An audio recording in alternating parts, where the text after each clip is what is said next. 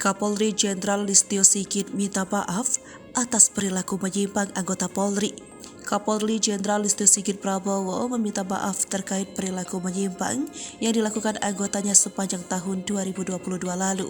Sigit mengaku sangat terpukul atas kasus-kasus yang mencoreng nama institusi Polri itu, mulai dari kasus pembunuhan berencana yang melibatkan mantan Kadipropam Ferdy Sambo. Kemudian, kasus Irjen Teddy Minahasa yang menjadi tersangka kasus peredaran sabu, hingga tragedi tewasnya ratusan supporter sepak bola di Stadion Kanjuruhan, Malang, Jawa Timur.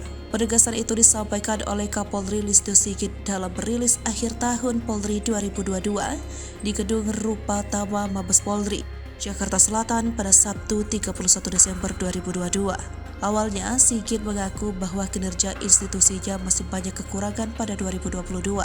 Karena itu, dia meminta maaf jika masyarakat Indonesia masih melihat kinerja Korps Bayangkara masih belum sesuai harapan. Atas terjadinya berbagai kasus besar yang melibatkan anggota Polri itu, Kapolri Jenderal Listio Sigit Prabowo mengatakan tingkat kepercayaan ke Polri sempat menurun. Namun langkah tegas yang dilakukan Polri mampu menaikkan kembali tingkat kepercayaan tersebut. Sebelumnya, Sigit melakukan kebijakan transformasi menuju Polri yang presisi.